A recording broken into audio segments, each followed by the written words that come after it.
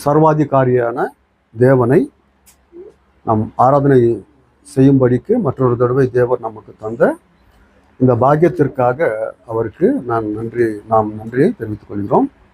பாடல்கள் மூலமாக தேவனை நாம் ஆவிக்குரிய பாடல்கள் மூலமாக தேவனை துதித்து மகிமைப்படுத்தும் பாக்கியத்தை தேவன் தருகிறார். அதே போல் தன்னுடைய நேசகுமாரனாகிய இயேசு கிறிஸ்துவையும் கூட நாம் பாடல்கள் மூலமாக துதிக்கிறோம்.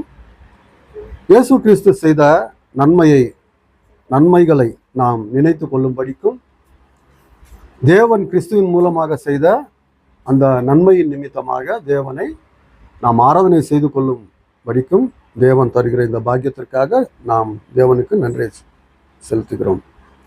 சிறிது நேரம் நாம் தேவனுடைய வசனத்தை நாம் தியானிப்போம்.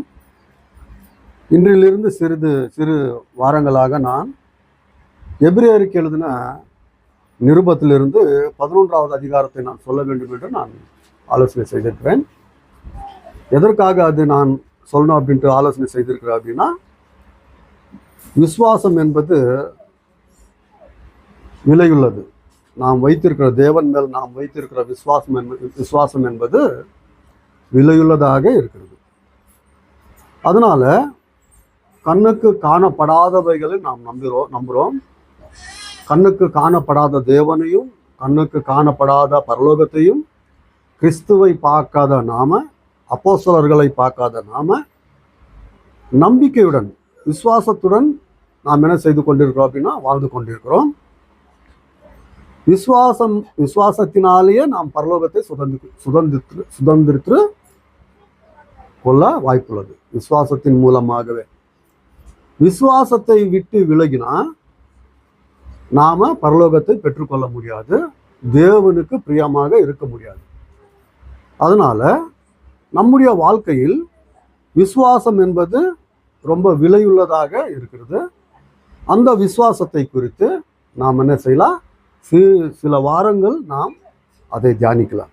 எபிரேயருக்கு எழுதின நிருபம் 11வது அதிகாரத்தில் இருக்கிற விசுவாசிகள் வாழ்ந்த வாழ்க்கையை நாம் சில வாரங்கள் நாம் பார்க்கலாம். முதலாவதாக இந்த நிருபம் வந்துட்டு அப்போஸ்தலனாகிய பவுல் எழுதினார் அப்படின்ட்டு சொல்லப்படுது. அப்போஸ்தலனாகிய பவுல் எழுதினார் அப்படின்ட்டு சொல்லப்படுது. வேதாகமத்தில் இருக்கிற எபிரேயருக்கு எழுதின நிருபத்தில் அப்போஸ்தலனாகிய பவுல் எழுதுனது அப்படின்ட்டு மேலே ஹெட்டிங்கில் இருக்கும். ஆனால் இந்த நிருபம் பவுலே எழுதினார் அப்படின்றது கன்ஃபியூஷன் நிறைய பேருக்கு. சிலர் என்ன சொல்கிறாங்க அப்படின்னா பவுல் எழுதலை அப்படின்னு சொல்கிறாங்க. சிலர் வந்துட்டு பவுலே எழுதிருக்கிறார் அப்படின்ட்டு சொல்கிறாங்க. ஏன் அப்படி சொல்கிறாங்க? சிலர் எழுதலை அப்படின்றதுக்கு சில காரணங்கள் இருக்குது. சிலர் வந்துட்டு எபிரேயருக்கு எழுதின நிருபம் பவுலே எழுதினார் அப்படின்றதுக்கு சொல்கிறதுக்கும் சில காரணங்கள் இருக்குது. பவுலாகட்டும் ஒரு தீர்க்கதரிசி, அதாவது புதிய ஏற்பாட்டின் பிரகாரமாக தீர்க்கதரிசிகள் இருந்தாங்க. சபையின் வளர்ச்சிக்காக தீர்க்க தரிசனம் பண்றவங்க அவங்க தான் லூக்கா, மார்க்கு, இவர்கள் எல்லாருமே. ஒருவேளை தீர்க்கதரிசிகள் யாராகிலும் எழுதியிருந்தாலும் கூட அது பரிசுத்த ஆவியினால எழுதப்பட்ட வார்த்தைகள். அதை நாம் என்ன செய்யணும்? அதை நாம கேட்கணும். அப்போ எபிரேயருக்கு எழுதின நிருபம் 11வது அதிகாரம் நாம் சில வாரங்கள் படிக்கணும் அப்படின்றது நான் எதுக்காக சொல்றேன் அப்படின்னா, இந்த நிருபம் எழுதப்பட்டது எபிரேய பாஷை மொழி பேசுகிற கிறிஸ்துவர்களுக்கு. அதனாலதான் எபிரேயருக்கு எழுதின நிருபம். ஹிப்ரி பாஷை பேசுகிற மொழி ஜனங்க கிறிஸ்துவர்கள் ஆனாங்க. அவர்களுக்காக எழுதப்பட்ட ஒரு நிருபம். ஹிப்ரி மொழி யாருது அப்படின்னா ஆபிரகாமுது. ஹிப்ரி மொழி யாருது? ஆபிரகாம்து. எப்படி ஆபிரகாம்து அப்படின்ட்டு நமக்கு தெரியும் அப்படின்னா, ஆபிரகாமுடைய தம்பி லோத்துவை சில அரசர்கள் அவரையும் அவருடைய குடும்பத்தாரை பிடிச்சு கொண்டு போவாங்க. ஆதியாகமம் 14வது அதிகாரத்துல இருக்கும். அப்போ ஒரு மனிதன் தப்பித்து எபிரேயனாகிய ஆபிரகாம் கிட்ட சொல்றார், உங்க தம்பியுடைய குடும்பத்தாரையே பிடித்து கொண்டு போனாங்க அப்படின்னு சொல்லிட்டு. அங்கே இருக்கும் எபிரேய மொழி பேசுகிற ஆபிரகாம் அப்படின்ட்டு. அப்போ எபிரி மொழி யாருது அப்படின்னா ஆபிரகாமுடைய சந்ததியாருது. அப்போ இவங்க எல்லாருமே யாரு அப்படின்னா ஆபிரகாமுடைய சந்ததியார். யாரு? இந்த கிறிஸ்தவர்கள். இப்போ கிறிஸ்தவர்களாக இருக்கிறாங்க. இதற்கு முன்னாடி இவங்க எதுல இருந்தாங்க அப்படின்னா சீனாய் மலையிலிருந்து தேவன் கொடுக்கப்பட்ட 10 கட்டளை, அதாவது நியாயப்பிரமாணத்தின் கீழ் இருந்தவங்க. இயேசு என்பவர் தெரியாது, தேவன் நல்லா தெரியும். தேவன் யார் அப்படின்ட்டு இந்த ஜனங்களுக்கு நல்லா தெரியும். ஆனா இயேசு யார் அப்படின்ட்டு தெரியாது. இயேசு எப்படி பட்டவர் அப்படின்ட்டு கூட இவர்களுக்கு தெரியாது. ஆனா இயேசு கிறிஸ்துவின் மூலமாக ரட்சிப்பு வருது அப்படின்ட்டு தெரிந்து கொண்டவங்க ரட்சிப்படைந்தாங்க. ஆனா இப்போ இந்த நிருபக்காரர் எழுதுறதுக்கு காரணம் என்ன அப்படின்னா அவர்கள் வைத்திருந்த அந்த நம்பிக்கையை விட்டு விலகி தூரமாக போய் கொண்டிருக்காங்க. அதாவது நித்திய ஜீவனை பெரும்படிக்கு போகாம பின் செல்றாங்க. எங்கத்திலிருந்து வந்தாங்களோ அதே இடத்திற்கு மறுபடியும் போறாங்க. யாரு? இந்த இப்ரிய கிறிஸ்தவர்கள். அதாவது பழைய ஏற்பாட்டின் கீழே நாங்க இருந்தோம். மோசையின் மூலமாக கொடுக்கப்பட்ட நியாயப்பிரமாணத்தின் கீழே நாங்க இருந்தோம். இப்போ கிறிஸ்துவின் மூலமாக எங்களுக்கு எந்த லாபமும் கிடையாது. மறுபடியும் நாங்க மோசே எங்களுடைய யாரு ஹீரோ, அவர்கிட்டயே போறோம். யெகோவா எங்களுடைய தேவன், நியாயப்பிரமாணம் எங்களுடைய சட்டம், அங்கே நாங்க போறோம் அப்படின்ட்டு கிறிஸ்துவை விட்டு விலகி போய் கொண்டிருக்கிற இந்த ஜனங்களை குறித்து இந்த நிருபம் எழுதப்பட்டது. இவர்களுடைய காலம், அதாவது கிறிஸ்துவர்களாக எவ்வளவு வருஷமாக இருந்த காலகட்டத்தில் இந்த நிருபத்தை எழுதுறார் அப்படின்னா சுமார் 30 வருஷத்துக்கு மேல கிறிஸ்துவர்கள். இவர்கள் எல்லாருமே கிறிஸ்துவர்களாகி 30 வருஷம் கடந்த பிறகு இவங்க என்ன செய்றாங்கன்னா கிறிஸ்துவை விட்டு விலகி போறாங்க. அதனால அநேக ரீதியாக இவர்களை எச்சரித்து, நீங்க முன்னதாக கிறிஸ்துக்குள் வரும்போது வைத்த அந்த நம்பிக்கையை நீங்க விட்டு விடாதீங்க. நீங்க ஏன் பின் போறீங்க?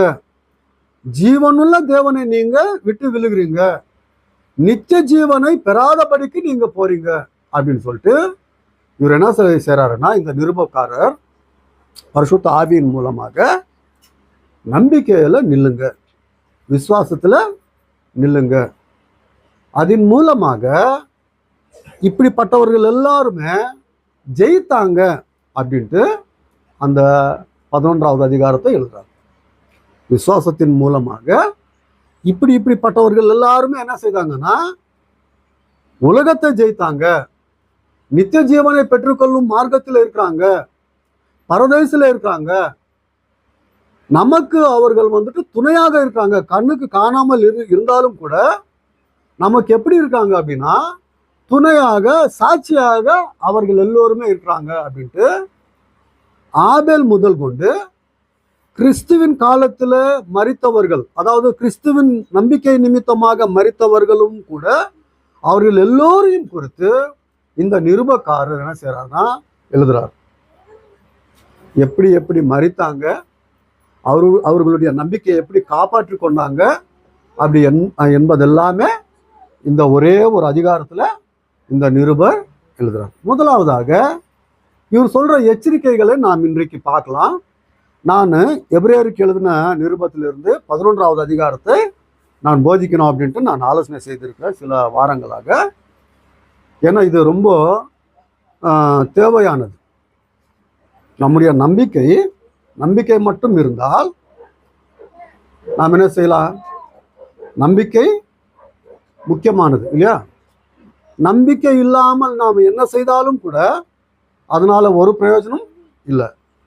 நம்பிக்கை தான் மேலானது. ஒரு அதிகாரி கிறிஸ்துவ கிட்ட சில ஜனங்களை அனுப்புறாரு. கிறிஸ்து கிட்ட போயிட்டு நீங்க கேளுங்க, என்னுடைய பையனுக்கு இப்போ சாவர நிலைமையில இருக்கிறாரு, போய் சொல்லுங்க அப்படின்னு சொல்லிட்டு இவங்க போவாங்க. போகும்போது அந்த ஜனங்களுக்கு அந்த அதிகாரி சொல்றாரு, ரொம்ப ஃபோர்ஸ் பண்ணாதீங்க, அவரை வந்தா வரட்டும், கூப்பிடுங்க அப்படின்ட்டு சொல்லி அனுப்புவார். சொல்லி அனுப்பும்போது இன்னொரு வார்த்தையும் கூட சொல்லுவார் அந்த ஜனங்களுக்கு. என்ன அப்படின்னா, என் வீட்டுக்கு கிறிஸ்து வர்றதுக்கு எனக்கு நான் தகுதியானவன் அல்ல, நானும் கூட அவரை போய் பார்க்குற அளவுக்கு நான் தகுதியானவன் அல்ல. அவர் ஒரு வார்த்தை சொன்னா போதும், என் பையன் வந்துட்டு குணமாயிடுவான். அந்த வார்த்தை அவருக்கு போய் சொல்லுங்க. அப்போ இவர்கள் எல்லாருமே போயிட்டு, இவர் பெரிய அதிகாரி இல்லையா, சொல்லி அனுப்பும்போது அந்த ஜனங்க போயிட்டு அங்க கிறிஸ்துவ சொல்லும்போது அவர் ஒரே ஒரு வார்த்தை என்ன சொல்றாருன்னா, அவருடைய நம்பிக்கை போலவே அவருக்கு அந்த பையனுக்கு நடக்கட்டும் விசுவாசம். அந்த விசுவாசம் வைத்திருக்காரு இல்லையா, அவர் வார்த்தை சொன்னா போதும், என் பையன் வந்துட்டு பிழைப்பா அப்படின்ற ஒரு நம்பிக்கை இருக்குது, அந்த நம்பிக்கையை அவனை என்ன செய்யணும், குணப்படுத்தும் அப்படின்னு சொல்வார். அப்போ எவ்வளவு இம்பார்ட்டன்ட் நம்பிக்கை என்பது. நம்பிக்கை என்பது ரொம்ப பிராமுக்கியமானது. அதனால அந்த நம்பிக்கையை நாம எப்போ வரைக்கும் காப்பாற்றிக் கொள்ளணும், எப்போ வரைக்கும் கடைபிடிக்கணும் அப்படின்னா, உயிரோடு இருக்கும் வரைக்கும் அந்த நம்பிக்கையில நாம் என்ன செய்யணும், நிலைத்திருக்கணும். அதனால பின்னோக்கி போய்கொண்டிருக்கிற இந்த ஜனங்களை இந்த நிருபக்காரர் பரிசுத்த ஆவியின் மூலமாக அநேக எச்சரிக்கைகள் கொடுத்து கொண்டு வந்து 11வது அதிகாரத்துல அந்த விசுவாசி வீரர்களின் பட்டியலை கொடுப்பார். அதற்கு முன்பாக இவர் எச்சரித்து கொண்டிருக்கும் வார்த்தைகள் நாம் பார்க்கலாம். யாரு? இந்த எபிரேய கிறிஸ்தவர்களுக்கு எழுதி கொண்டிருக்கிற இந்த எச்சரிக்கைகள் என்ன அப்படின்றது நாம் முதலாவதாக பார்க்கலாம். 2வது அதிகாரம் 1வது வசனம். ஆகையால் நாம் கேட்டவைகளை விட்டு விலகாதபடிக்கு அவைகளை மிகுந்த ஜாக்கிரதையாய் கவனிக்க வேண்டும். பிரியமானவர்களே, இன்றைக்கும் கூட கிறிஸ்தவர்களாக, நாம் கிறிஸ்துவுக்குள் வந்தவர்களாக, சிலர் வந்துட்டு ஒரு 2 வருஷம் ஆயிருக்கலாம், சிலருக்கு வந்துட்டு ஒரு 5 வருஷம் ஆயிருக்கலாம், சிலருக்கு வந்துட்டு ஒரு 15 வருஷம் ஆயிருக்கலாம், 20 வருஷம் ஆயிருக்கலாம். ஆனா நீ விசுவாசத்துக்குள் வந்த நாள் முதல் கொண்டு நீ விசுவாசத்துக்கு சம்பந்தப்பட்ட கேள்விகள், வார்த்தைகள், தேவனுடைய வசனங்களை நீ கேட்டது, நாம அன்றைக்கு அவங்க ஆகட்டும், இன்றைக்கு நாம் என்ன செய்யக்கூடாது, அவைகளை விட்டு விடக்கூடாது.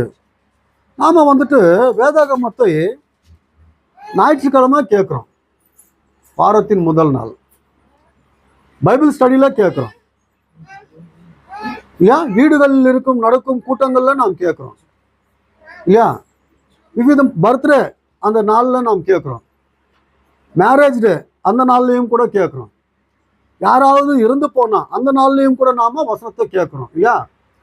நாம எந்த நாள் ஆகட்டும், எந்த கூட்டமாகட்டும் கேட்டுக்கொண்டு இருந்தாலும் கூட நம் வாழ்க்கையில தேவனுடைய வசனத்தை கேட்டுக்கொண்டே இருக்கணும்.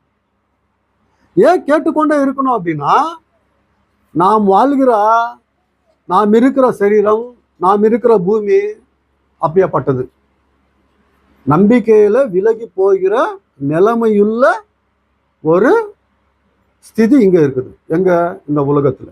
அதனால நாம் கேட்டுக்கொண்டே இருக்கணும் அப்படின்றது இந்த தேவனுடைய ஆலோசனை. கேட்டவைகளை விட்டு விலகாதபடிக்கு அவைகளை மிகுந்த ஜாக்கிரதையாக கவனிக்க வேண்டும். இந்த இபிரிய கிறிஸ்துவர்கள் வந்துட்டு யாரால கேட்டாங்க? முதலாவதாக அப்போஸ்தலர்கள் மூலமாக கேட்ட வார்த்தைகள் இதெல்லாமே. அவர்களுக்கு யார் சொன்னது?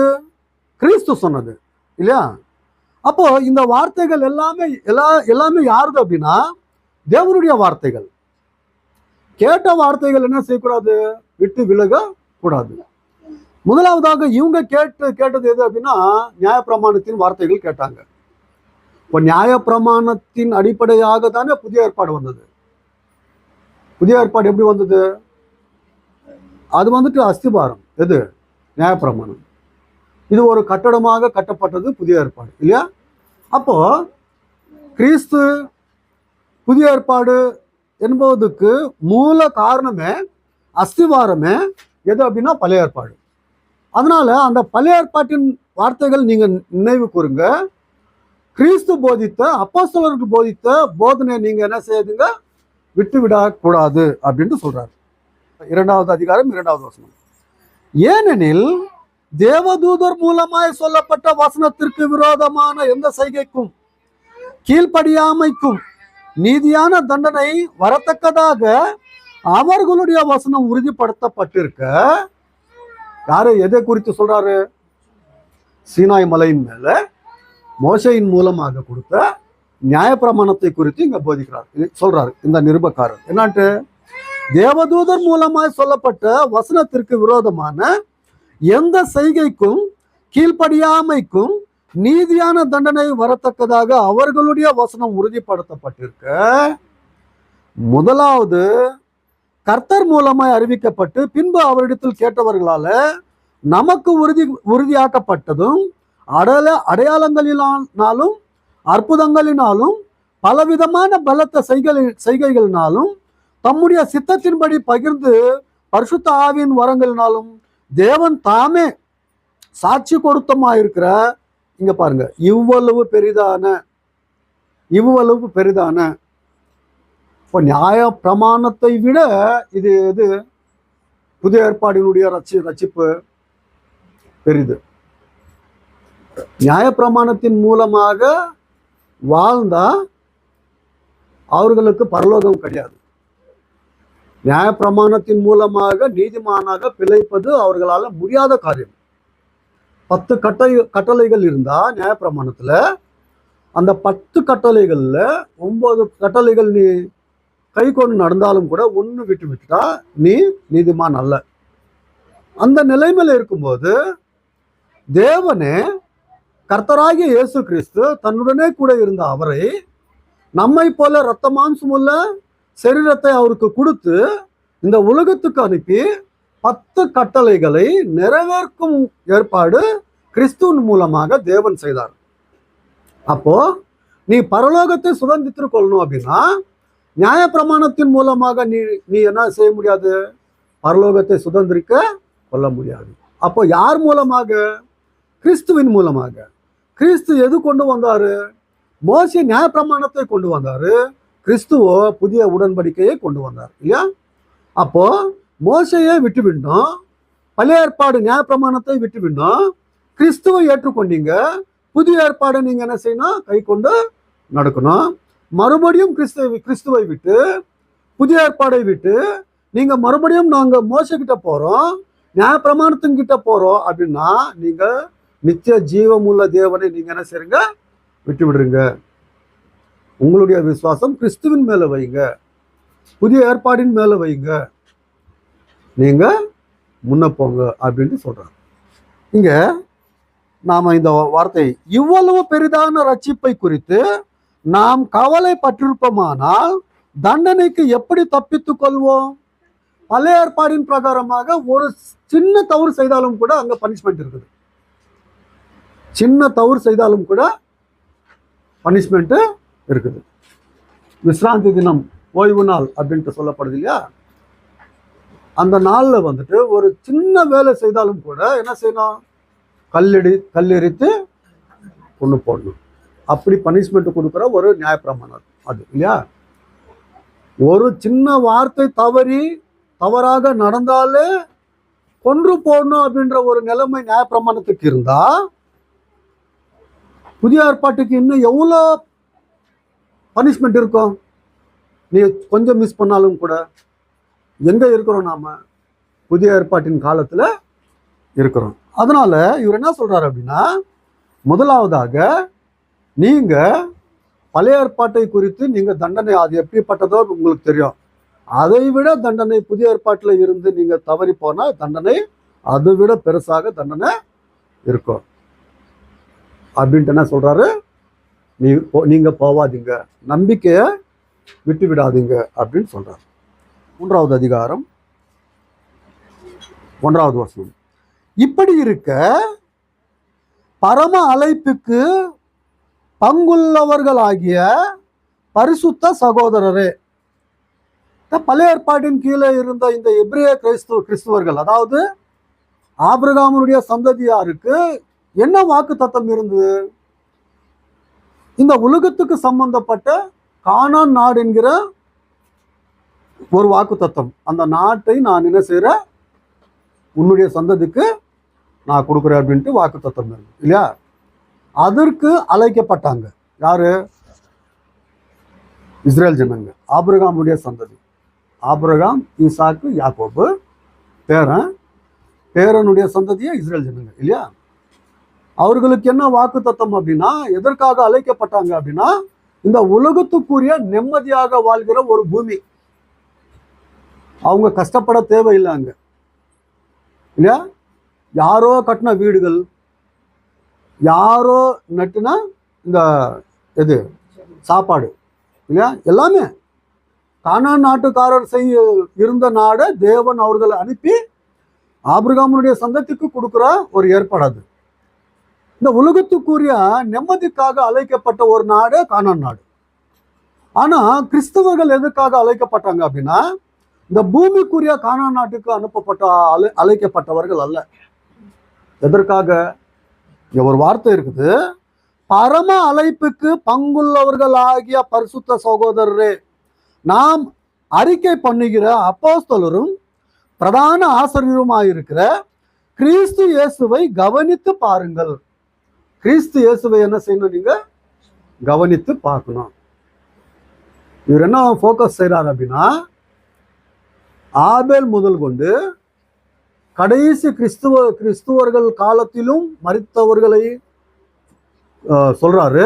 ஆனா எல்லாரை பார்க்கிலும் யார் மேல நம்முடைய பார்வை இருக்கணும் அப்படின்னா, கிறிஸ்துவின் மேல நம்முடைய பார்வை இருக்கணும். ஏன்னா கிறிஸ்து தான் ஃபைனல். ஆபேல் இல்லை, ஆபிரகாம் இல்லை, தாவீது இல்லை, சமியல் இல்லை, யாருமே, தானியல் இல்லை, சத்ராக் மேஷாக் அபேத்நேகோ யாருமே இல்லை. எல்லாரையும் பார்க்கிலும் கிறிஸ்து பரிசுத்தமாக வாழ்ந்தவர். ஃபைனலாக பரலோகத்தை சுதந்திரித்து கொள்ளும் ஒரு ஏற்பாடு கிறிஸ்துவின் மூலமாக தேவன் செய்தார். கிறிஸ்துவை நீங்க என்ன செய்யாதீங்க, விட்டு விடாதுங்க. பரம அழைப்புக்கு அழைக்கப்பட்டவர்களா கிறிஸ்தவர்கள் இல்லையா? நாம் அறிக்கை பண்ணுகிற அப்போஸ்தலரும் பிரதான ஆசிரியருமா இருக்கிற கிறிஸ்து இயேசுவை என்ன செய்யணுமா? கவனித்து பாருங்கள். யாரை கவனிக்கணுமா? இயேசு கிறிஸ்துவை கவனித்து பாருங்கள். இயேசு கிறிஸ்துவை நம்பிக்கை உள்ளவர்களாக வாழ்ந்து மரித்தாங்க இல்லையா? யாரு? முதல் விசுவாசியாகிய ஆபேல் முதல் கொண்டு நல்லா வாழ்ந்தாங்க இல்லையா எல்லாருமே? இப்போ அவர்களுக்கும் கூட பரலோகம் கிடைக்கணும் அப்படின்னா யாருடைய ரத்தமே வேலை செய்யும்? இயேசு கிறிஸ்துவனுடைய ரத்தமே வேலை செய்யும். இயேசு கிறிஸ்துவை அவங்க பார்க்கல, ஆனா மரித்தவர்களுக்கு உயிர்த்தெழுதல் இருக்குது அப்படின்ற ஒரு நம்பிக்கையில வாழ்ந்தாங்க. யாரு? அந்த காலகட்டத்தில் இருந்தவங்க எல்லாருமே இல்லையா? இப்போ நாம் கிறிஸ்துவின் காலத்துல கூட நாம் எப்படிப்பட்ட நம்பிக்கையில் இருக்கிறோம் அப்படின்னா, நான் மரித்தாலும் கூட மறுபடியும் எழுப்பப்படுவேன். தேவன் என்னை கிறிஸ்துவை எழுப்பினது போல என்னையும் என்ன செய்வாரு? எழுப்புவார் அப்படின்ற நம்பிக்கையில நான் வாழ்ந்து கொண்டிருக்கிறேன் இல்லையா? அப்போ அந்த நம்பிக்கையில வாழ்ந்தவங்க கிறிஸ்துவை விட்டு விலகி போறப்போ இன்றைக்கும் கூட நாம் என்ன செய்யக்கூடாது? கிறிஸ்துவை விட்டு விலகி போகக்கூடாது. அவங்க தப்பிக்காம போகும்போது வாங்க கிறிஸ்துவை பாருங்க அப்படின்ட்டு அவர் சொல்லும்போது, இன்றைக்கு நமக்கு நடக்கிற நம்முடைய காலகட்டத்தில் இருக்கிற சூழ்நிலைகளை நாம் என்ன செய்யக்கூடாது? விசுவாசத்துல விலகி போக கூடாது. அது என்ன செய்யணும்? கட்டியாக நாம பிடித்து கொண்டு விசுவாசத்துல நாம போகணும். 12வது வசனத்தை நாம் பார்க்கும்போது, சகோதரரே, ஜீவனுள்ள தேவனை விட்டு விழுகுவதற்கு ஏதுவான அவிசுவாசமுள்ள பொல்லாத இருதயம், இதுதான் வரக்கூடாது. அவிசுவாசம் என்பது வந்துட்டா விசுவாசம் இருக்காது. என்னப்பா எப்போ பாரு இதே ப்ராப்ளம் இருக்கு அப்படின்ட்டு ஒரு வேளை நினைச்சு, என்ன தேவன், என்ன குடும்பம், என்ன இது நமக்கு தேவையா? இது உலகத்தார் எல்லாமே நல்லா ஆறாம இருக்கிறாங்க, ஆயாக வாழ்ந்து கொண்டிருக்கிறாங்க, இதெல்லாம் போய் பாடு பண்ணுமா? இதெல்லாம் நமக்கு தேவையா? என்ன ஆகுது? இந்த கஷ்டப்படுறதோட ஆறாம என்ன செய்யலாம்? டிவி முன்னாடி இல்லை இந்த உலகத்தார் நேசிக்கிற சினிமாக்கள் ஜாலியாக என்ன செய்யலாம்? வாழ்க்கை வாழ்ந்துடலாம் அப்படின்ற ஒரு நிலைமை வர்றதற்கு நிறைய நிறைய ஏற்பாடுகள் இருக்குது மனுஷனுக்கு. அப்படி போக முடியாது. அப்படி போனால் நீ வந்து சேர்ந்ததை நீ என்ன செய்ய முடியாது? நீ கைப்பிடிக்க முடியும், அதாவது அதை பெற முடியாது. இது எல்லோருக்குமே சம்பந்தப்பட்டது. எல்லோருமே நம்பிக்கை இருக்கிறோம் இல்லையா? யாரு? கிறிஸ்தவர்களாக எல்லோருமே நம்பிக்கை இருக்கிறோம் இல்லையா? எல்லோருக்குமே சம்பந்தப்பட்டது. சில வீடுகளில் சொல்லலாம், ஏன் போறீங்க அப்படின்ட்டு சொல்லலாம். சிலர் வந்துட்டு அந்த விசுவாசமே சரியில்லை, அவங்க சரியில்லை, இவங்க சரியில்லை அப்படின்ட்டு சொல்லலாம் இல்லையா? எப்படியோ நம்முடைய விசுவாசம் என்ன ஆகுறதுக்கு, கம்மி பண்ணிக்கிறதுக்கு வாய்ப்புகள் நிறைய இருக்குது இல்லையா? அதை நாம் என்ன செய்யக்கூடாது? அப்படி போகக்கூடாது. இன்னொரு வாட்டி 12வது வசனம், சகோதரரே, ஜீவனுள்ள தேவனை விட்டு விலகுவதற்கு ஏதுவான அவிசுவாசமுள்ள பொல்லாத இருதயம் உங்கள் ஒருவருக்கும் இராதபடிக்கு நீங்கள் எச்சரிக்கையாய் இருங்க. அப்போ எச்சரிக்கையா இருக்கணும் அப்படின்னா என்ன செய்யணும்? நாம் ஆரம்பத்திலே கொண்ட நம்பிக்கை முடிவு பர்யந்தம் உறுதியாய் பற்றி கொண்டிருப்போமாகில் கிறிஸ்துவினிடத்தில் பங்குள்ளவர்களாய் இருப்போம். இதுவரைக்கும் நாம இந்த விசுவாசத்தை கடைபிடித்து கொண்டு போகணும். இந்த வார்த்தை பாருங்க, ஆரம்பத்திலே கொண்ட நம்பிக்கை முடிவு பர்யந்தம் உறுதியாய் பற்றி கொண்டிருப்போம் ஆகில் கிறிஸ்துவினிடத்தில் பங்குள்ளவர்களாய் இருப்போம். அப்போ விசுவாசத்தை விட்டு நீ என்ன செய்யக்கூடாது? விலகி போகக்கூடாது. விசுவாசம் என்பது விலையுள்ளது. விசுவாசத்துக்கு தகுந்த பலன் ஒரு நாள் இருக்குது. நீ விசுவாசத்துல நீ இந்த உலகத்துல உனக்கு வருகிற துன்பங்கள் எதாகிலும் அவரவர்களுக்கு சொந்தமாக என்ன இருக்கும்? போராட்டம் இருக்கும் இல்லையா?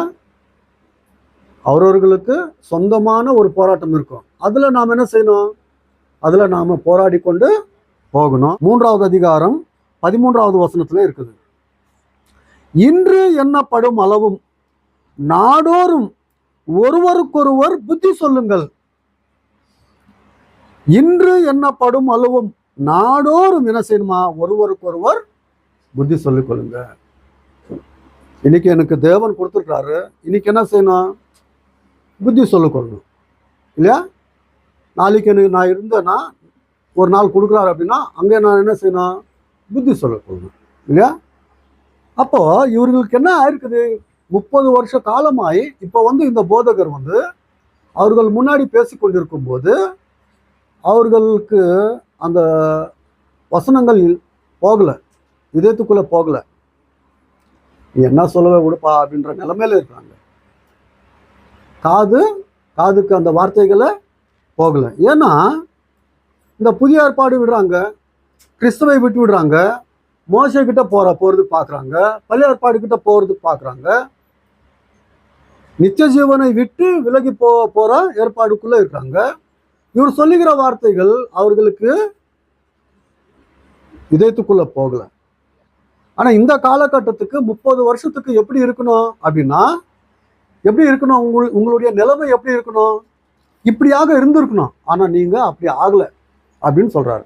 5வது அதிகாரம் 11வது வசனம், இந்த மெல்கிசேதேக்கை பற்றி நாம் விஸ்தாரமாய் பேசலாம்.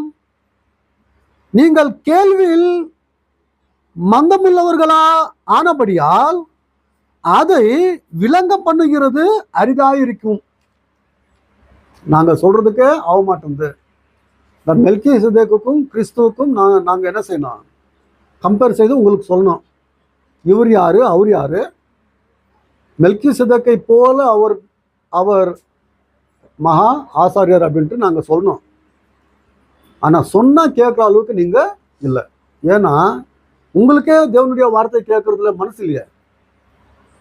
இந்த விசுவாசத்தின் வார்த்தைகள் சொல்லும் போது நீங்க கேட்குற மனசுல இல்லையே. காது என்ன இருக்குது? மந்தமுள்ளவர்களாக இருக்கிறீங்க. 12வது வசனத்துல, காலத்தை பார்த்தால் போதகராய் இருக்க வேண்டிய உங்களுக்கு தேவனுடைய வாக்கியங்களின் மூல உபதேசங்கள் அப்படின்னா பேசிக் லெசன்ஸ்.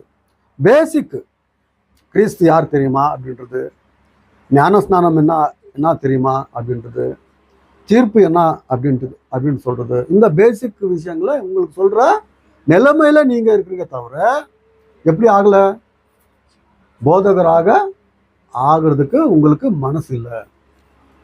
ஏன் அப்படி மனசு இல்லை அப்படின்னா, விட்டு விலகி போகணும், எங்க மோசே கிட்ட போகணும் அப்படின்ற ஒரு நிலைமையில இருக்கிறாங்க. 12வது வசனத்துல, மூல உபதேசங்களை மறுபடியும் உபதேசிக்க வேண்டியதா இருக்கிறது. நீங்கள் பலமான ஆகாரத்தை அல்ல, பாலை உண்ணத்தக்கவர்களானீர்கள். பால் யாருக்கு? சின்ன குழந்தைக்கு. பலமான ஆகாரம் யாருக்கு? வயதானவர்களுக்கு, இல்லையா? அப்போ 30 வருஷம் 40 வருஷம் ஆகி கூட இன்னும் கிறிஸ்துவை விட்டு, கிறிஸ்துவுக்குள் வந்து கிறிஸ்துவை விட்டு, விசுவாசத்தை விட்டு மறுபடியும் நியாயப்பிரமாணத்துக்கு போகணும், மோசே எங்களுடைய ஹீரோ அப்படின்ற நிலைமைக்கு போகணும், ஆரோன் எங்களுடைய மகா ஆசாரியர் அப்படின்ட்டு போகணும் அப்படின்ற ஒரு ஆலோசனையில் இருக்காங்க, இல்லையா? நீங்க நித்திய ஜீவனை விட்டு விடுறீங்க. நித்திய ஜீவனை விட்டுவிடக்கூடாது, உங்களுடைய விசுவாசத்தை விட்டுவிடக்கூடாது அப்படின்ட்டு. அப்போ யாரை பார்க்கணும்? இயேசு கிறிஸ்துவை என்ன செய்யணும்? கவனிக்கணும். ஏன் அவரே கவனிக்கணும் அப்படின்னா, அவர் உன்னை போல என்னை போல ரத்த மாம்சம் உள்ளவர்களாக இந்த உலகத்துக்கு வந்தவர், தேவனுடைய குமாரன். ஆனா அவருக்கு என்ன வந்தது அப்படின்னா, பாடுகள் வந்தது, சோதனைகள் வந்தது, கஷ்டப்பட்டாரு. ஆனாலும் கூட அவர் என்ன செய்தார் அப்படின்னா, தன்னை தானே என்ன செய்யல, தேவன் கொடுத்த வேலையிலிருந்து விலகல. அவர் என்ன செய்தார் அப்படின்னா, எனக்கு கொடுத்த வேலையை, அவர் மேல நான் நம்பிக்கை வைத்து செய்கிற இந்த வேலையை அவர் மகிமைப்படுத்தும்படிக்கே நான் செய்யணும் அப்படின்ட்டு வருகிற கஷ்டங்கள் துன்பங்கள் எல்லாமே அவர் சகித்து கொண்டு என்ன செய்தாரு? தேவனை வேண்டிக் கொண்டார். அதனால தேவன் மூலமாக அவர் அங்கீகரிக்கப்பட்டார் அப்படின்னு சொல்றார். அவரை நீங்க என்ன செய்யுங்க? ஞாபகப்படுத்திக்கோங்க.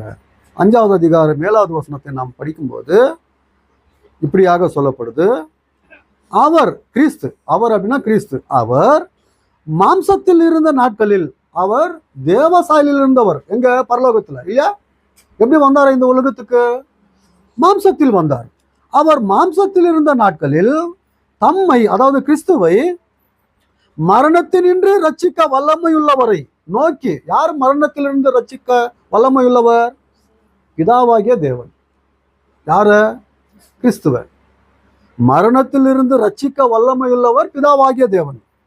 வல்லமையுள்ளவரை என்ன செய்தாரா? நோக்கி பலத்த சத்தத்தோடும் கண்ணீரோடும். பலத்த சத்தம் நாம செய்யல எப்பவுமே.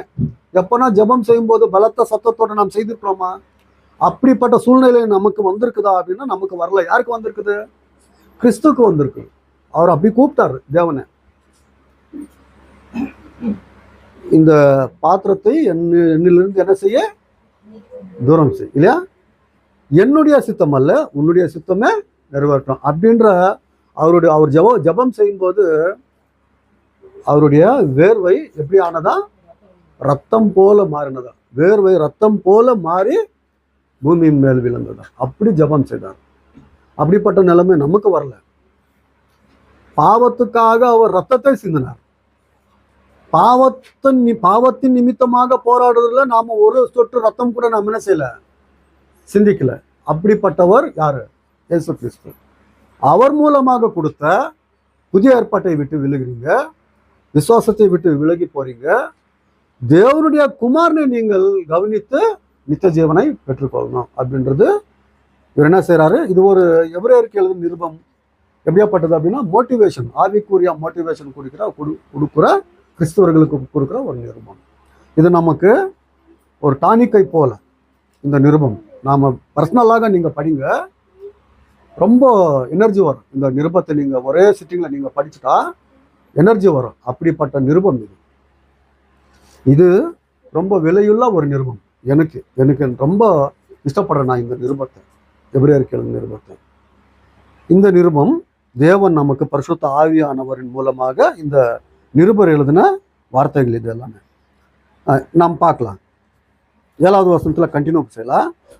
கண்ணீரோடும் விண்ணப்பம் பண்ணி வேண்டுதல் செய்து தமக்கு உண்டான பக்தி நிமித்தம் கேட்கப்பட்டு அவர் குமாரனா இருந்தும் பட்ட பாடுகளினால கீழ்ப்படிதலை கற்றுக்கொண்டு இல்லையா, தாம் பூர்ணரான பின்பு தமக்கு கீழ்ப்படுகிற யாவரும் நித்திய ரட்சிப்பை அடைவதற்கு காரணராகி.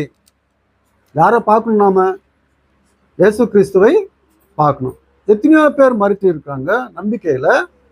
ஆனா அவர்கள் எல்லோரையும் பார்க்கலும் இயேசு கிறிஸ்துவை நாம் ஃபைனலாக என்ன செய்யணும்? பார்க்கணும். ஏன்னா அவர் தேவன் கொடுத்த காரியங்களை சம்பூர்ணமாக நிறைவேற்றி தேவன்கிட்ட போனவர். அவர் மேல் நம்பிக்கை வைத்த நாம இல்லையா, நமக்கும் ப்ராப்ளம்ஸ் வரும். ஆனா யாரை பார்க்கணும் அப்படின்னா இயேசு கிறிஸ்துவை பார்த்து கொண்டு நம்பிக்கையில நாம் என்ன செய்யணும்? போகணும். நாம போகணும். என்ன ஆகணும்? அப்போ கிறிஸ்தவர்களாக இருக்கும்போது என்ன ஆகணும்? உலகத்துக்குள்ள போயிடணுமா? ஏதாவது ப்ராப்ளம்ஸ் வந்தா உலகத்துக்குள்ள போயிடணுமா? உலகத்தாரை போல வாழணுமா? முன்ன போனோம். போய்கொண்டே நமக்கு தேவன் கொடுக்குற ஆரோக்கியத்தை வைத்துக்கொண்டு அவர் எத்தனை வருஷம் நமக்கு ஆரோக்கியத்தை தருகிறாரோ அத்தனை வருஷம் நாம் என்ன செய்யணும்? முன்ன போகணும். பின்னாடி போகக்கூடாது. முன்ன போவதனால, கிறிஸ்துவை கவனித்து கொண்டு போவதனால நாம் என்ன செய்கிறோம்? பரலோகத்தை நாம் சுதந்திரித்துக் கொள்வதற்கு வாய்ப்பு உண்டு. இந்த வார்த்தையை நாம் பார்க்கலாம். 6வது அதிகாரம். என்ன செய்யணும் அப்படின்னா, இந்த உலகத்தில் இருக்கும்போது பேசிக் லெசன்ஸ் கிட்ட போகாம பரிபூர்ணர் ஆகும்போது நாம் என்ன செய்யணும்? போகணும். இன்னைக்கு இதுதான் ப்ராப்ளம். நிறைய பேருக்கு இதுதான் ப்ராப்ளம் வந்து கொண்டிருக்கிறதுக்கு காரணம் என்ன தெரியுமா? பரிபூர்ணம் ஆகுறதுக்கு நாம போகலாம் அப்படின்ட்டு நாம் முயற்சி செய்து கொண்டிருந்தா இன்னும் பேசிக்லே இருக்கலாம் அப்படின்ற ஒரு போதனைகள் வந்து கொண்டிருக்கு. அதான் ப்ராப்ளம். என்ன செய்யணும்? பரிபூர்ணர் ஆகி கொண்டு போகணும். எங்க போகக்கூடாது? மறுபடியும் இந்த எலிமெண்ட்ரி ஸ்கூல்ல இருந்து எங்க வரணும்? காலேஜுக்கு வரணும். அப்புறமா லெக்சர் நடத்துகிற ஒரு நிலைமைக்கு போகணும் இல்லையா? பேசிக்லேயே நாம் இருப்போம் அப்படின்னா அது சரியில்லை இல்லையா? பேசிக் லெசன் எது அப்படின்னா பழைய ஏற்பாடு இல்லையா? அப்போ லெக்சர் போதனை எங்க கிடைக்குது அப்படின்னா கிறிஸ்துவின் மூலமாக, புதிய ஏற்பாடின் மூலமாக. இவங்க என்ன செய்யறாங்க அப்படின்னா பேசிக் லெசன்ஸ்க்கு நாங்க போயிடுறோம். யார் தேவையில்லை? கிறிஸ்து தேவையில்லை, புதிய ஏற்பாடு எங்களுக்கு தேவையில்லை அப்படின்ற நிலைமையில போய் கொண்டிருக்கிறாங்க. போகாதீங்க, தப்பு செய்யுங்க.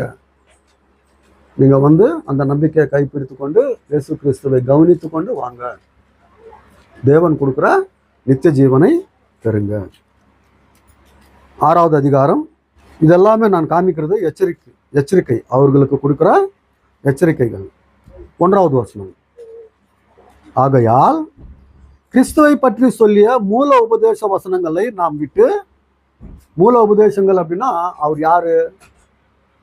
தேவனா, தேவனுடைய குமாரனா? இதெல்லாம் இனிமே தேவையில்லை.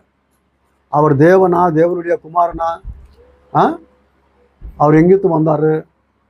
இதெல்லாமே தேவையில்லை. என்ன தேவை? எது சொல்லப்பட்டிருக்குதோ அதுல இருந்து நாம் என்ன செய்யணும்? முன்னாடி போய் கொண்டு இருக்கணும். இன்னுமே அதுல இருக்கக்கூடாது. ஆகையால் கிறிஸ்துவை பற்றி சொல்லிய மூல உபதேச வசனங்களை நாம் விட்டு செத்த கிரியைகளுக்கு நீங்களாகும் மனம் திரும்புதல். செத்த கிரியைகளுக்கு அப்படின்னா நாம் ஏதாவது ஒரு உலகத்தில் இருக்கிற இச்சைக்கு நாம் அது செய்யணும் அப்படின்ட்டு போயிட்டோம் அப்படின்னு நினைச்சுக்கோங்களேன். செய்யலாம் அப்படின்ட்டு, இது என் சரீரம் விரும்புது, என் மாம்சம் விரும்புது, இந்த காரியத்தை செய்வதற்கு நான் போகணும் அப்படின்ட்டு போனா அது என்ன கிரியை அப்படின்னா அது செத்த கிரியை. நீ அது செஞ்சாலும் கூட சரீரத்துக்கு சில நேரம் என்ன கிடைக்கும்? ஒரு சுகம் கிடைக்குமே தவிர நித்திய ஜீவன் போயிடும். அதனால அதுக்கு என்ன வார்த்தை அப்படின்னு சொல்றது அப்படின்னா, தெலுங்குல வந்துட்டு நிர்ஜீவ கிரியா அப்படின்ட்டு இருக்கும். அந்த நிர்ஜீவ கிரியா ஜீவம் இல்லாத கிரியை. இங்க என்ன சொல்லப்படுது? செத்த கிரியைகளுக்கு நீங்களாகும் மனம் திரும்புதல், தேவன் பேரில் வைக்கும் விசுவாசம், ஸ்நானங்களுக்கு கொடுத்த உபதேசம், கைகளை வைக்குதல். அதாவது நான் உனக்கு வரம் கொடுக்குறேன் அப்படின்ட்டு கை வைத்து வரத்தை கொடுத்தாங்க அந்த காலத்துல இல்லையா? அது எல்லாமே பேசிக் எல்லாம் என்ன செய்யுங்க, விட்டுடுங்க. நியாய தீர்ப்பு என்பவைகளாகிய அஸ்திபாரத்தை மறுபடியும் போடாமல் பூர்ணராகும்படிக்கு கடந்து போவோமாக. ஏன் மறுபடியும் அங்க போறீங்க? விருத்த சேதனம் பண்ணிக்கணும் இல்லையா? நியாய பிரமாணத்தை கை கொள்ளணும், மோசையை ஏற்றுக்கொள்ளணும் அப்படின்ட்டு நீங்க ஏன் போறீங்க? வாபஸ் போவாதீங்க, பின்னாடி போவாதீங்க, அதை விட்டுடுங்க. கிறிஸ்து எப்படி பரிபூர்ணமானாரோ அப்படி நாம பரிபூர்ணமோ ஆகிறதுக்கு நாம போகலாம். இவர் என்ன சொல்றாரு அப்படின்னா, நீங்க ஞானஸ்நானம் பெற்றிருக்கீங்க, வெளிச்சத்துக்குள்ள வந்திருக்குங்க, மறுபடியும் நீங்க உலகத்தை நேசித்து, அதாவது நியாயப்பிரமாணத்தை நேசித்து சரீரத்தின் கிரியைகளை செய்வதற்கு நீங்க போனா லாபம் இல்லை அப்படின்றாரு. 4வது வசனத்துல இருந்து நான் பார்க்கும்போது, ஏனெனில் ஒரு தரம் பிரகாசிக்கப்பட்டும் அப்படின்னா ஞானஸ்நானம் பெற்று கொண்டது. ஒரு தரம் பிரகாசிக்கப்பட்டு பரம ஈவை எது? பரிசுத்த ஆவியானவர். நீ ஞானஸ்நானம் பெற்றா பரம ஈவை உனக்கு தேவன் கொடுக்குறாரு. ஞானஸ்நானம் பெற்ற நமக்குள்ள யார் இருக்கிறாரு? பரிசுத்த ஆவியானவர். எதற்காக கொடுத்தார் அப்படின்னா, அற்புதங்கள் செய்வதற்காக அல்ல. நாம் ஜெபம் செய்யும் போது நமக்கு துணையாக இருந்து தேவன்கிட்ட பேசுறதுக்கு கொடுத்திருக்கிறார். நாம் தேவனுடைய பிள்ளை என்பதற்காக எச்சரிப்பு கொடுப்பதற்காக எனக்கு தேவன் பரிசுத்த ஆவியானவரை கொடுத்திருக்கிறார் இல்லையா? பார்க்கலாம்.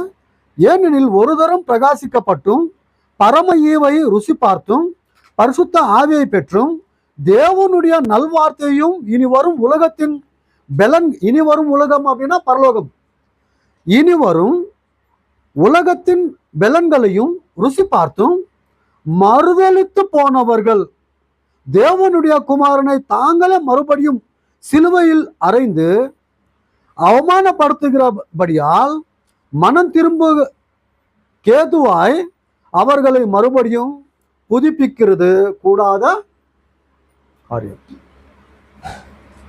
கிறிஸ்துக்குள்ள வந்து பின்னாடி போயிட்டு அங்கேயே செட்டில் ஆயிட்டா அந்த ஆளை கூப்பிட்டு வர்றதுக்கு, அந்த மனுஷனை மறுபடியும் கிறிஸ்துக்குள்ள கூப்பிட்டு வர்றதுக்கு ரொம்ப கஷ்டப்படணும், வரமாட்டாரு அப்படின்னு சொல்லுவோம். அந்த நிலைமைக்கு நீங்க என்ன செய்யுங்க, போகாதீங்க. ஏன்னா பரலோகம் என்பது தெரியும், தேவன் என்பது தெரியும், குமாரன் என்பது தெரியும், பரிசுத்த ஆவியானவரையும் கூட நீ பெற்றிருக்கிற, தேவனுடைய வார்த்தையின் ருசியும் உனக்கு தெரிஞ்சிருக்குது இல்லையா? இதெல்லாமே தெரிந்து நீ பின்ன போயிட்டா உன்னை கூப்பிட்டு வர்றதுக்கு ரொம்ப கஷ்டம். நீங்க அப்படின்னு அந்த நிலைமைக்கு போய் கொண்டிருக்கீங்க, போகாதீங்க. ஒரு எக்ஸாம்பிள் சொல்றாரு, வானத்திலிருந்து மழை வரும், பூமியின் மேலே விழுவோம். இந்த பயிர்கள் வளர்றதுக்கு மழை தேவைப்படுது. மழை வந்து கூட அந்த பூமி அந்த விவசாயிக்கு பலன் கொடுக்கல அப்படின்னா, பலன் கொடுத்தா சந்தோஷப்படுவான், பலன் கொடுக்கலன்னா என்ன செய்வான், அதை நெருப்பு வச்சு கொளுத்திடுவான். தேவையில்லை இந்த பூமி வந்துட்டு பலன் கொடுக்காத பூமி அப்படின்னு சொல்லிட்டு அந்த நிலைமை உங்களுக்கு ஆகும். அப்படி செய்யாதீங்க. நீங்கள் என்ன செய்யுங்க, விசுவாசத்தின் மூலமாக பலன் கொடுப்பதற்கு நீங்கள் முன்ன போங்க. 13 அதிகாரத்தில் உங்களுடைய விசுவாசத்தை நீங்கள் காப்பாற்றிக் கொள்ளுங்க அப்படின்றதுக்காக இவர் அநேக எச்சரிக்கைகள் கொடுத்து, யாராவது நமக்கு உதாரணமாக இருக்கிறாங்களா, நம்பிக்கையில் ஜெயித்தவர்கள் யாராவது உதாரணமாக எங்களுக்கு இருக்கிறாங்களா, நம்பிக்கையில் பரலோகத்தை சுதந்திரித்து கொள்ளும் மார்க்கத்தில் இருக்காங்க அப்படின்ட்டு நீங்கள் வேணுமா உங்களுக்கு அப்படின்ட்டு ஒரு பட்டியலை தர்றாரு. ஒரு பட்டியலை தராரு. இவர்கள் எல்லாரையும் நீங்கள் பாருங்க, இவர்களை விட கடைசியாக ஒருத்தரை நீங்கள் பாருங்க. அவர் மூலமாக அங்கே போகிறதுக்கு வாய்ப்பு உண்டு அப்படின்னு சொல்கிறாரு. அவர்கள் எல்லோரையும் நாம் பார்க்கலாம். ஒவ்வொரு வாரமும் நாம் எபிரேயருக்கு எழுதின நிருபத்தில் 11வது அதிகாரத்தை நீங்கள் படிங்க. அது நல்ல மோட்டிவேஷன் கொடுக்குற ஒரு அதிகாரம் இல்லையா? அந்த அதிகாரம் நாம் அதை படிக்கலாம். அந்த அதிகாரத்தில் இருக்கிற ஒவ்வொரு விசுவாசியும் நாம் பார்க்கலாம். நாம் இந்த உலகத்தில் எப்படி நம்முடைய நம்பிக்கையை காப்பாற்றி கொண்டு போகணும் அப்படின்றது நாம் பார்க்கலாம். இவர்களுக்கு கொடுத்த எச்சரிக்கைகளை சில பார்த்துட்டு நாம் முடிக்கலாம். 6வது அதிகாரத்தில் 9வது வசனத்தை நாம் பார்க்கும்போது, இவர்கள் கிறிஸ்துவர்களாக வந்தபோது இவங்க இன்னுமே விட்டுவிடல விசுவாசத்தை. ஆனால் விட்டு போகிற நிலைமையில் இருக்காங்க. அதனால இவர் என்ன செய்கிறாரு? விடாதீங்க அப்படின்ட்டு சொல்கிறாரு. பிரியமானவர்களே, நாங்கள் இப்படி சொன்னாலும் நன்மையானவைகளும் ரட்சிப்புக்குரியவைகளுமான காரியங்கள் உங்களிடத்தில் உண்டாயிருக்கிறது என்று நம்பி இருக்கிறோம். ஆனால் நீங்கள் கம்ப்ளீட்டாக போயிடல. அதனால தான் எச்சரிப்பு கொடுக்குறாரு. போயிட்டு இருந்தால் பிடிக்க மாட்டார் இல்லையா? இன்னும் இருக்கிறாங்க. இப்போ என்ன செய்கிறாருன்னா, போகாதீங்க அப்படின்ட்டு எச்சரிக்கை கொடுக்குறாரு. சரி, 10வது வசனம். ஏனென்றால் உங்கள் கிரியையும் நீங்கள் பரிசுத்தவான்களுக்கு ஊழியம் செய்ததினாலும் செய்து வருகிறதுனாலும் தமது நாமத்திற்கு காண்பித்த அன்புள்ள பிரயாசத்தையும் மறைந்து விடுகிறதற்கு தேவன் அநீதியுள்ளவர் அல்லவே. எவ்வளவோ நீங்க கிறிஸ்துவுக்குள்ள வந்து எத்தனையோ பேருக்கு நீங்க நன்மை செய்திருக்கீங்க, நல்ல காரியங்கள் செய்திருக்கீங்க. அது எல்லாத்துக்கும் தகுந்த பலன் உங்களுக்கு இருக்குது. அது எல்லாமே தேவன் என்ன செய்யறதில்ல, அது எல்லாமே தேவன் மறுக்கிறது இல்லை. அதனால நீங்க என்ன எப்படி இருக்காதுங்க.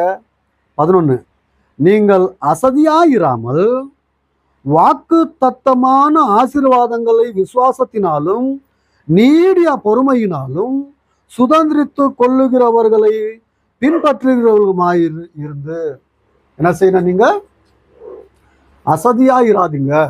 அப்புறமா நீடிய பொறுமையுள்ளவர்களாக இருங்க. உங்களுக்கு வாக்கு தத்தம் பண்ணதை நீங்க என்ன செய்யுங்க? பெற்றுக்கொள்ளும் அளவுக்கு நீங்க என்ன செய்யுங்க? ஓடுங்க, முன்ன போங்க, பின்னாடி போகாதீங்க இல்லையா? 12வது வசனத்தை நாம் பார்க்கும்போது, உங்களுக்கு நம்பிக்கையின் பூர்ண நிச்சயம் உண்டாகும்படி நீங்கள் யாவரும் முடிவு பர்யந்தம் அப்படியே ஜாக்கிரதையாய் காண்பிக்க வேண்டும் என்று ஆசையா இருக்கிறோம். எப்போ வரைக்குமா? முடிவு பர்யந்தம் என்ன செய்யணுமா? முடிவு பர்யந்தம் அப்படியே ஜாக்கிரதையாய் காண்பிக்க வேண்டும் என்று. உங்களுடைய நம்பிக்கை முடிவு பர்யந்தம் என்ன செய்யணும்? ஜாக்கிரதையாக காண்பித்து கொள்ளுங்க இல்லையா? விட்டு விலகுனா யாருக்கு சந்தோஷம், யாருக்கு துக்கம்?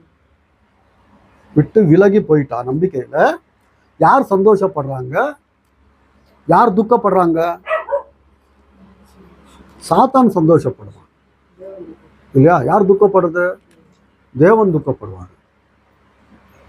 கைத்தட்டல் யாரு அப்படின்னா பிசாசானவன். துக்கப்படுறது யாரு? தேவன். நீ ஒண்ணுமே செய்யல, கிருபையாக நான் என்னுடைய நேசகுமாரே உனக்கு தந்த, நீ நம்பிக்கையில விழுந்து போய் என்னுடைய நேசகுமாரனுடைய ரத்தத்தை நீ காலில் மிதிச்சுட்டு என்ன செய்த? ஓடி போயிட்ட. பிசாசுக்கும் அவனுடைய கூட்டத்துக்கும் ஏற்பாடு செய்த நரகத்துக்குள்ள நீ போ அப்படின்ற ஒரு ஏற்பாடு இருக்குது இல்லையா? அப்படி துக்கப்படுவார் தேவன். பிசாசுக்கும் சந்தோஷம் இல்லையா? அதனால நம்பிக்கை என்பது என்ன? நம்பிக்கை என்பது விலையுள்ளது இல்லையா? அது எப்படிப்பட்ட விலையுள்ளது அப்படின்ட்டு நாம பார்க்கலாம். எப்படிப்பட்ட விலையுள்ள நம்பிக்கை என்பது நாம் பார்க்கலாம். ஆனால் இங்கே ஒரு விஷயத்தை ஒரு வசனத்தை நான் சொல்லி நான் முடிக்கிறேன். தேவனுடைய சித்தமானால் எபிரேயருக்கு எழுதின நிருபம் 11வது அதிகாரத்திலிருந்து நான் அநேக வாரங்கள் நான் சொல்லணும் அப்படின்ட்டு நான் ஆலோசனை செய்திருக்கிறேன். அது நமக்கு தேவையானது இந்த நிலைமைக்கு அப்படின்ட்டு நான் ஆலோசனை செய்து அது நான் சொல்லணும் அப்படின்ட்டு இருக்கிறேன். நிறைய வசனங்கள் சொல்லலாம், நிறைய டாபிக்ஸ் நாம் பேசிக்கலாம். ஆனால் இப்படிப்பட்ட காலத்துக்கு நமக்கு தேவை எது அப்படின்னா, நம்முடைய நம்பிக்கை என்ன செய்யணும்? கடைசி வரைக்கும் காப்பாற்றி கொண்டு போகணும். என்ன மாதிரி சூழ்நிலை வந்தாலும் கூட, உயிருக்கே வந்தாலும் கூட நாம் என்ன செய்யக்கூடாது? விசுவாசத்தை விட்டு விலகாம இதை காப்பாற்றி கொண்டு தேவன் கொடுக்குற அந்த ஆசீர்வாதத்தை பெறும்படிக்கு நாம் போனோம். ஒரு வார்த்தை நாம் அடிக்கடி பார்க்கலாம் இந்த நிருபம் படிக்கும்போது. 10வது அதிகாரம் 35. ஆகையால் மிகுந்த பலனுக்கேதுவான உங்கள் தைரியத்தை விட்டுவிடாதீர்கள். நீங்கள் சகோதரர் என்னும் வார்த்தை, நீங்கள் இப்படிப்பட்ட வார்த்தைகள் படிக்கும்போது ஒரு நிருபத்துல இந்த எழுதினவர் வந்துட்டு அவர்களுக்கு என்ன செய்யறாரு, அவர்களை குறிப்பிட்டு பேசுறாரு அப்படின்ற ஒரு ஆலோசனையில நாம் படிக்கணும் இல்லையா? சரி, நீங்க 36, நீங்கள் தேவனுடைய சித்தத்தின்படி செய்து வாக்குத்தத்தம் பண்ணப்பட்டதை பெரும்படிக்கு பொறுமை உங்களுக்கு வேண்டியதா இருக்கிறது. எது தேவையா? பொறுமை. பொறுமை உங்களுக்கு வேண்டியதா இருக்கிறது. அப்புறமா 37, வருகிறவர் இன்னும் கொஞ்சம் காலத்தில் வருவார், தாமதம் பண்ணார், விசுவாசத்தினால நீதிமான் பிழைப்பான், பின்வாங்கி போவோனானால் அவன் மேல் என் ஆத்மா பிரியமாய் இராது என்கிறார். யாருக்கு சந்தோஷம் இருக்காது? பின்வாங்கி போனால் தேவனுக்கு சந்தோஷம் இருக்காது. அப்போ நாம் என்ன செய்யணும்? தேவனுடைய வார்த்தையை படித்து கொண்டு, கேட்டுக்கொண்டு, தியானித்து கொண்டு, இல்லையா, முடிஞ்சா நாம் பேசிக்கொண்டு, அதன்படி நடந்து கொண்டு என்ன செய்யணும்? நாம் என்ன செய்யணும்? அந்த நம்பிக்கையை காப்பாற்றி கொண்டு தேவன் கொடுக்கிற பரலோகத்தை நாம் சுதந்திரித்துக் கொள்ளணும். ஒருவன் உலகத்தையே என்ன செய்யணும்? செய்து சம்பாதித்து தன்னுடைய ஜீவனை விட்டுவிட்டால், நித்திய ஜீவனை விட்டுவிட்டால் அவனுக்கு பலன் என்ன அப்படின்ட்டு இயேசு கிறிஸ்து சொல்றார். அப்போ நித்திய ஜீவன் விலையுள்ளது. இந்த நித்திய ஜீவனை பெறுவதற்கு நாம் முன்ன போலாம். அதற்கான ஒரு எக்ஸாம்பிளாக, மோட்டிவேஷனாக விசுவாசிகள் இருக்கிறாங்க.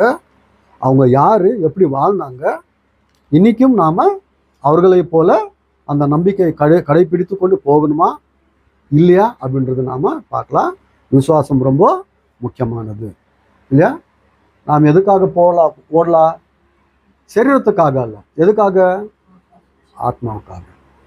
கடைசி வார்த்தை 39, நாமும் கெட்டு போக பின்வாங்குவீர்களோ ஆயிராமல் ஆத்மா ஈடேற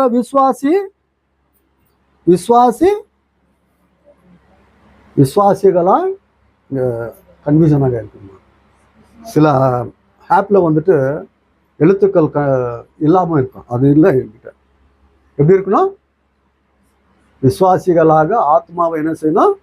காப்பாற்றி கொள்பவர்களாக நம்ம முன்ன போகலாம் அப்படின்ற ஒரு வார்த்தை இருக்குது இல்லையா? அதனால பின்வாங்கி போகிறதுக்கு தேவையில்லை. முன்ன போகலாம், முன்ன போய்கொண்டே இருக்கலாம். பரலோகம் நாம் என்ன செய்யலாம்? சுதந்திரத்து கொள்ளலாம். இந்த ஆலோசனை நான் செய்திருக்கிறேன். எபிரேயருக்கு எழுதின நிருபம் 11வது அதிகாரத்தை நான் சொல்லணும் அப்படின்ட்டு. தேவனுடைய சுத்தமானால் நாம் இந்த ஆலோசனை நாம் செய்யலாம். இதுவரைக்கும் தாழ்மையுடன் தேவனுடைய வசனத்தை கேட்டவங்க எல்லோருக்கும் கர்த்தராகிய இயேசு கிறிஸ்துவின் மூலமாக வணக்கத்தை தெரிவித்துக் கொள்கிறேன். வணக்கம்.